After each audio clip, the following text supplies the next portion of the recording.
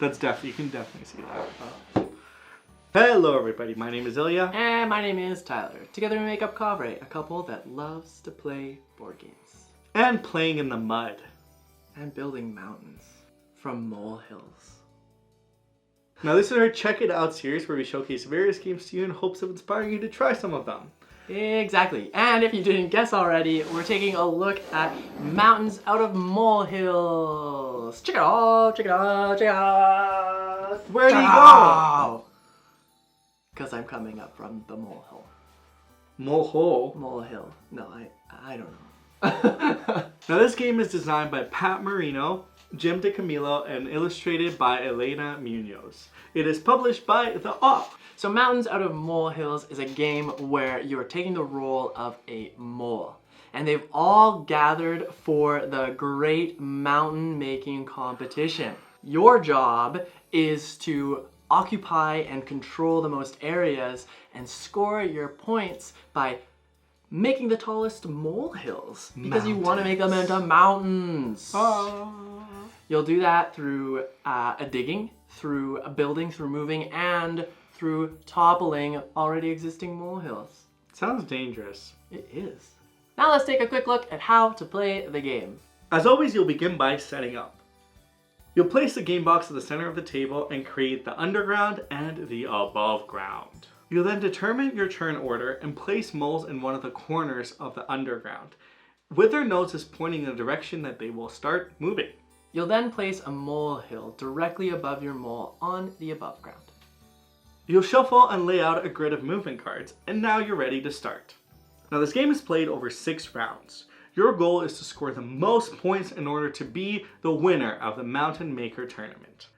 Now each round has 3 steps: card drafting, planning and movement, and scoring at the end of the round. You'll begin with card drafting. Starting with the first player, you'll choose cards in turn order until everyone has 4 in their hand. Now you're ready for the planning and movement. Now because moles can't see underground, a lot of planning needs to take place. You'll place your movement cards in a stack, with the top card being the first played, in the order that you want your mole to move. Now you're ready for the movement. Everyone flips over the first card, and in turn order you take your moves. Now for each space your mole moves through, molehills will be erected. You'll place your molehills on the very bottom of the current existing hill. Now if you ever hit the edge or hit another mole, you stop, and that is your movement for the round. Now if you play a rock, you can put a rock anywhere on the board in the underground. Now if a mole is to hit that rock, they become disoriented and turn in the direction that the dice is rolled, which consumes 1 movement. Now the other card you can play here is the mole card. Now this card allows you to add another molehill from the ground up and immediately topple the existing mountain.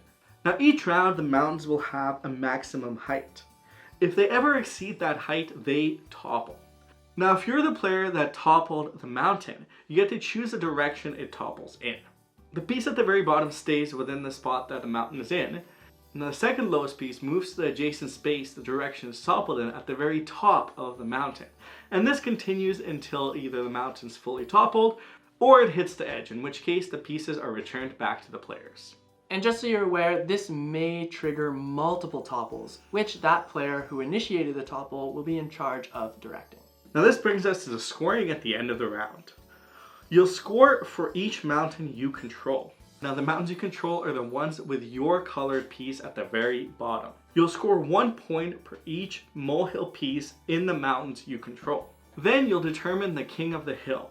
You'll tally up the player with the most pieces on top of the mountains, and that player will decide what turn order they want to go in. Then the next player with the most pieces decides their turn, and so on until the turn order is decided for the next round. Now the game will continue for 6 rounds, and your mountains will grow and topple along the way. At the end of the 6th round, you'll tally up all your scores, and the player with the most is declared the Mountain Maker Tournament winner. Will your mole be the most strategic, cunning mole out there to build the best mountains? So what do you think? This is a fun, cute little game.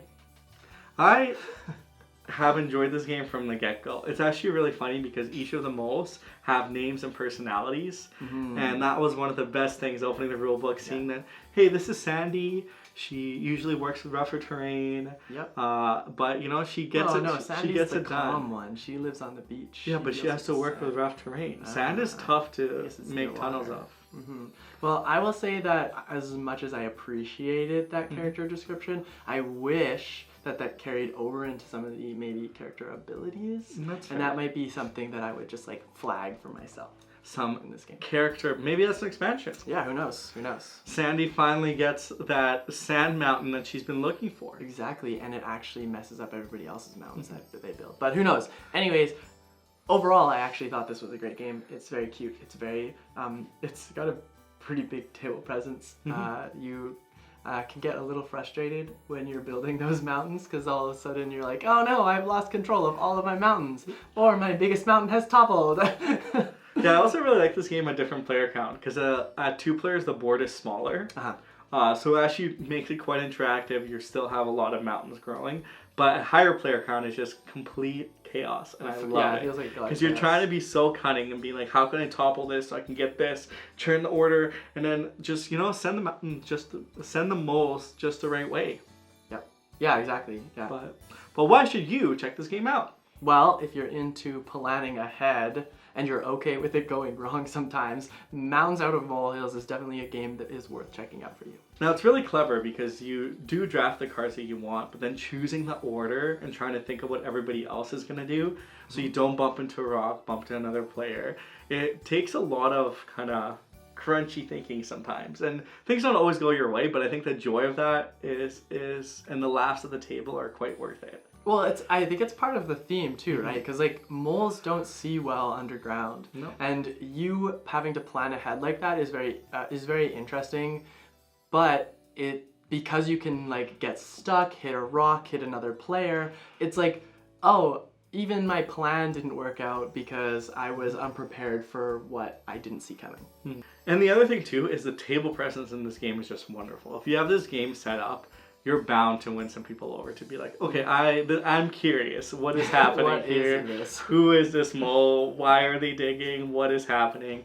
And I think you'll get them really hooked in because drafting those 4 cards and playing them right away and then seeing that interaction happen is quite interesting, quite fun. Yeah, and it's almost like an area control game. Well, it is basically an area control game. So if you're interested in area control games, maybe looking for something slightly lighter, Mountains Out of Molehills is definitely worth checking out.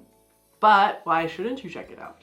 Well, if you're frustrated and sometimes things don't work the way you want and then you don't like the games because of that, then this game may not be for you. Because there's times even when I'm like, I have the best plan, and then maybe I misplaced a card, or maybe somebody blocked me with a rock. Or you took the wrong turn. Or I took the wrong turn, and it completely threw me off.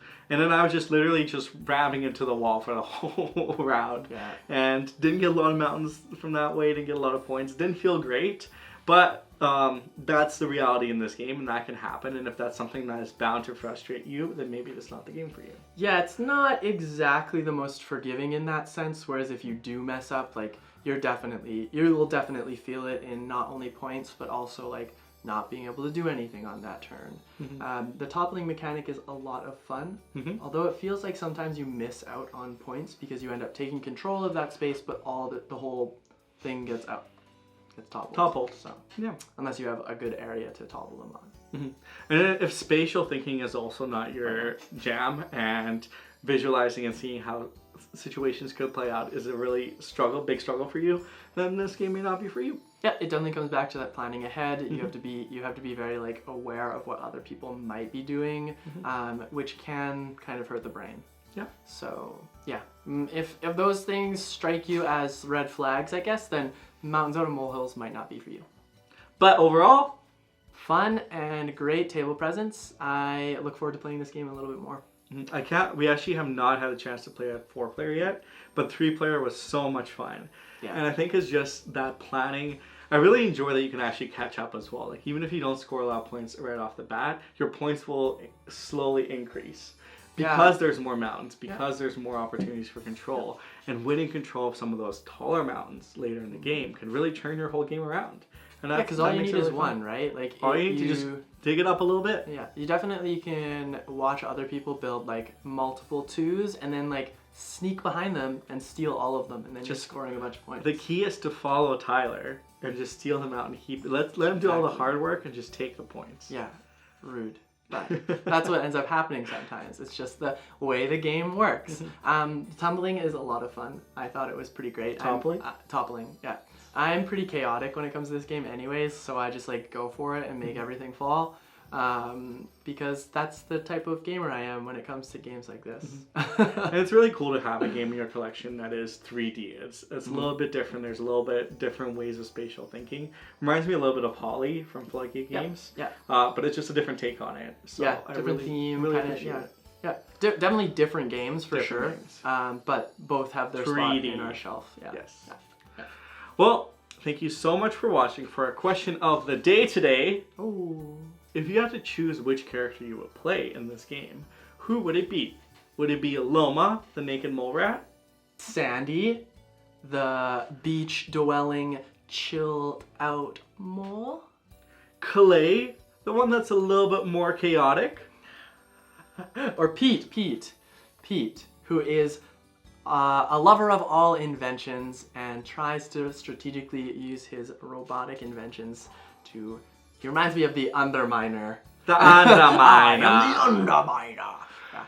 Well, Which one would you be? I love Loama because I feel like being a naked mole rat just has so much liberation. That's fair. I feel like, particularly with this game, Clay is the one that stands out to me the most because he has that chaotic energy. I'm just like here for it in this game. That's fair. Well, let us know who you pick in the comments down below. And we love chatting with you as always. Hit that thumbs up, hit that subscribe button. Your support means the world to us. Until next time though, this is us checking out, and we hope you have fun building some mountains. And molehills. Bye!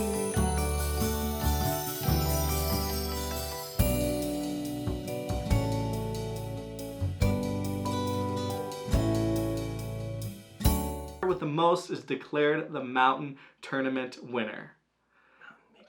The mountain tournament. The Mountain Maker Tournament winner. The Mountain Maker Tournament winner.